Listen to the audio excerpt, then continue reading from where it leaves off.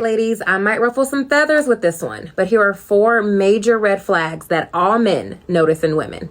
Let's go. Number 1, non-reciprocal energy. You hear a lot of women in the dating market saying when the right man comes along, you will not have to try. And although it's true that you won't have to try too hard, there's a difference between not trying too hard and not trying at all. I completely agree.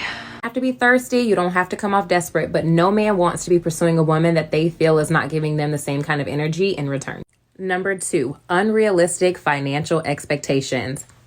Somewhere in the modern dating market, we have communicated to women that it is totally acceptable to expect a man to pay for their hair or their nails for a first date, or to even go as far as to ask a man they barely even know to help them with their bills.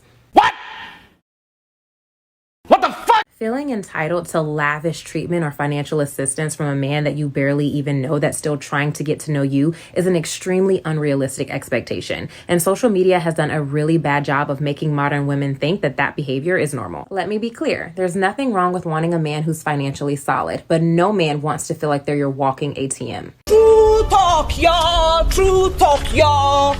Number 3, immaturity and uncontrolled emotions. Immaturity, uncontrolled emotions, acting crazy, all of that has been rebranded recently as being toxic. And there are a lot of social media channels out there that actually glamorize being toxic and encourage women to engage in this kind of behavior. I mean, I just kind of felt like that social media and Twitter is what's destroying this country anyway. So that's how I feel about it, from politics to sports to whatever. It gives people a platform to and then other people are like needling it and they're sitting at home and they're late on a payment. So anyway, that's how I feel. When good men get a sense of that behavior, you lashing out, blocking their number, cursing them out, they either just stop taking you seriously from that point forward or they don't tolerate it altogether, because you're coming across to him more so like a child who's throwing a temper tantrum than you are a woman who wants to be taken seriously as an adult. She's probably another Dow. Yeah. No, she's not. Yes, she is. No, she's a bitch. She's not a dog. She's a girl.